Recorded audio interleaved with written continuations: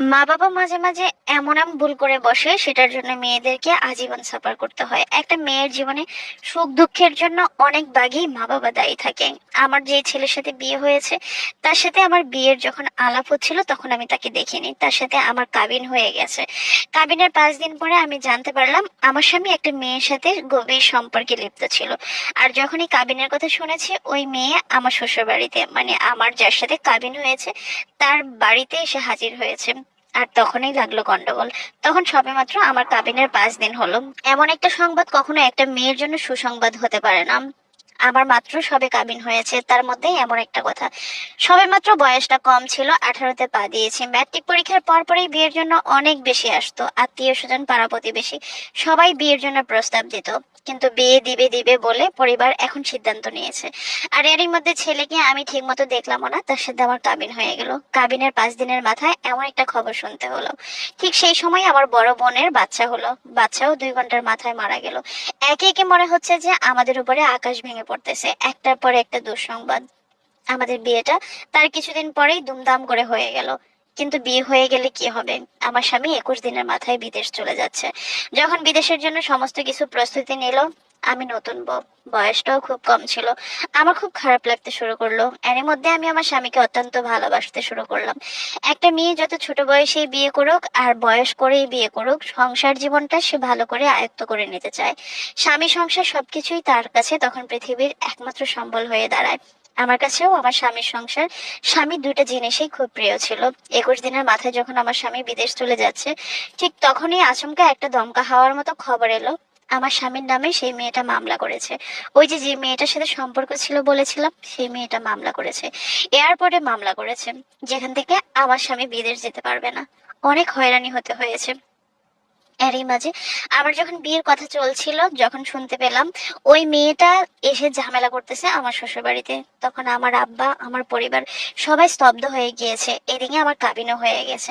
আমার এলাকার চেয়ারম্যান দাদা সহকারে আমার আব্বা সমস্ত কিছু ঠান্ডা মাথায় হ্যান্ডেল করেছে, এবং আমাদের বিয়েটাও কিন্তু ধুমধাম করে দিয়েছে। তার মধ্যে যখন স্বামী চলে যাচ্ছে, আবার একটা বিপদ। সেখানেও অনেক হয়রানির শিকার হতে হয়েছে। এক পর্যায়ে আমার স্বামী বিদেশ যেতে পারলো। বিদেশ যাওয়ার পরে সবকিছুই ঠিকঠাক ছিল, সুন্দরই চলতেছে আমাদের সংসার। আমাদের দুজনের মধ্যে ফোন আলাপটাও বেশ ভালো চলতেছে। কিন্তু আস্তে আস্তেই পরিবর্তন দেখতে পেলাম। আমার স্বামীর সাথে যে মেয়েটার বাংলাদেশে থাকতে সম্পর্ক ছিল, সেই মেয়েটার সাথে এখন সে অনবরত কথা বলে, রেগুলারই তাদের সাথে যোগাযোগ হয়। এই জিনিসটা আমি বউ হিসেবে আমার কাছে নিশ্চয়ই ভালো লাগার কথা না। আমি আমার স্বামীকে অনেকভাবে বোঝাতে শুরু করলাম, কিন্তু কোনো বুঝেই সে মানতে চাইলো না। সেই মেয়েটার সাথে যখন কথা বলে, সেই মেয়েটা সেটা ভিডিও করে রেখে দেয়। সেই মেয়ের সাথে যখন ভিডিও কলে কথা হয়, অডিও কলে কথা হয়, বেশিটাই ভিডিও কলে কথা, মেয়েটা প্রতিটা ভিডিও কল সে রেকর্ড করে রাখতো এবং স্ক্রিনশট দিয়ে দিয়ে সেগুলো দিয়ে টিকটক করতো। আর যখন টিকটকে তাদের এই ভিডিও পোস্ট করা হতো, তখন একে একে আমার আত্মীয় স্বজন সবাই ফোন দেওয়া শুরু করলো। এসব কি দেখছি, এসব কি হচ্ছে, বা এসব সোশ্যাল মিডিয়াতে কি হচ্ছে, এভাবেই প্রশ্ন করা হতো। তখন অনেক, কতটা কষ্টের ব্যাপার ভাবা যায় এই জিনিসগুলা। আমি তাকে অনেক বোঝানোর চেষ্টা করলাম, কিন্তু আমার কোনো কাজ হলো না। আমি একটা জিনিস খেয়াল করলাম, যে সে এক পায়ে দাঁড়ানো আমাকে ডিভোর্স দেওয়ার জন্য, কিন্তু সে মেয়েদের সাথে কথা বলা ছাড়বে না। শুধু ওই মেয়েটার সাথে না, সে একাধিক মেয়ের সাথে সম্পর্কে লিপ্ত। আমি কি করব? আমি এখন বাবার বাড়িতেই থাকি, তার বাড়িতে থাকি না। তার সাথে আমার বিয়ে হয়েছে 1 বছর 7 মাস চলে, কিন্তু এই 1 বছর 7 মাসে সে আমার সাথে যতগুলো অন্যায় করেছে আমি সব মেনে নিয়েছি। একটা কারণে, কারণ আমি তাকে ভালোবেসে ফেলেছি। যার সাথে বিয়ে হয়েছে তাকে ভালোবাসবো না, বিষয়টা কেমন? সে আমাকে যে কোনো মুহূর্তে ছেড়ে দিতে রাজি। তাকে আমি কত বোঝালাম যে এই জিনিসগুলো খারাপ, মেয়েটা সোশ্যাল মিডিয়াতে টিকটক বানাচ্ছে, কিংবা তোমাকে নিয়ে লেখালেখি করছে, টিকটক করছে, ভিডিও করছে, এগুলো আত্মীয় স্বজনের কাছে আমি হয়রানির শিকার হই। আত্মীয় স্বজনের কাছে আমার মান সম্মান নষ্ট হয়। সে আমার সাথে কথাও বলতে চায় না ঠিকঠাক মতো।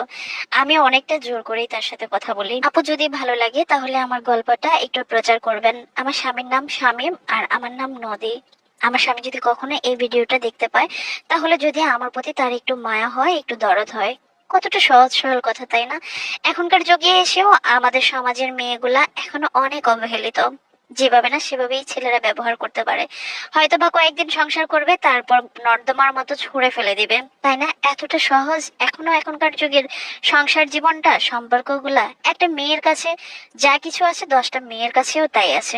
তারপরও কেন যে মানুষ বউকে রেখে বিদেশ গিয়ে পরনারীতে আসক্ত হয়ে যায়, অন্য সম্পর্কে লিপ্ত হয়ে যায়, আমার জানা নেই। তবে আমি এতটুকু ভাইদের কাছে রিকোয়েস্ট করব, হাম্বল রিকোয়েস্ট আমার, যে আপনার বউকে আপনি সম্মান করতে শিখুন। আপনার বউকে যদি আপনি সম্মান করেন, আপনার ছেলে সন্তানও সম্মানী হবে। তারাও তার বন্ধুকে, বান্ধবীকে, আত্মীয় স্বজনকে, কিংবা তার স্বামীকে, তার বউকে সম্মান করবে। মা বাবা যেমন ভাবে সন্তানকে গড়ে তুলবে, তেমন ভাবেই সন্তান বড় হবে। একজন মা বাবা যদি খারাপ সম্পর্কে নিয়েই সংসারটাকে টানা হেঁচড়া করে, তাহলে সেই ঘরে কখনো সুসন্তান আসে না। সংসারটাকে নিজের মতো করে সাজিয়ে নেন। পরনারীর কাছে কিচ্ছু নেই, বিশ্বাস করুন। এই পৃথিবীতে সর্বশ্রেষ্ঠ সুখ হলো তার স্ত্রীর কাছে, পরনারীর কাছে কোনো সুখ নেই। আর মা বাবার উদ্দেশ্যে আমি এতটুকু বলবো, যে না জেনে বুঝে 4 দিনের মধ্যে কথা বলে একটা মেয়েকে কখনো একটা ছেলের গলায় ঝুলিয়ে দিবেন না। কারণ এই সমাজে অনেক সুন্দর সুদর্শন পুরুষ আছে, কিন্তু তার ভিতরগত কাপুরুষের থেকেও নোংরা, নোংরা নর্দমার থেকেও নোংরা, দুর্গন্ধযুক্ত মানুষ এই সমাজে অভাব নেই। নিজের আদরের মেয়েকে, নিজের আদরের সন্তানকে এইভাবে খারাপ মানুষের হাতে তুলে দেবেন না। পরিশেষে এতটুকু কথা বলবো, পৃথিবীতে আবারও বলি, সর্বশ্রেষ্ঠ সম্পর্ক এবং সম্মানের সম্পর্ক হাজবেন্ড ওয়াইফের সম্পর্ক। অন্ততপক্ষে বউকে ভালোবাসুন, দেখবেন যে পৃথিবীতেই আপনি ব্যস্ত অনুভব করবেন। আর সেটার জন্য আখেরাতেও অবশ্যই আপনি ভালো কিছু পাবেন, যদি স্ত্রীর সাথে আপনি সুন্দরভাবে সংসার করে সম্মানের সাথে চলতে পারেন। আর আপনাকেও বলি আপু, ধৈর্য রাখুন, আল্লাহর উপরে ভরসা রাখুন, আল্লাহ সবকিছু ঠিক করে দেবেন।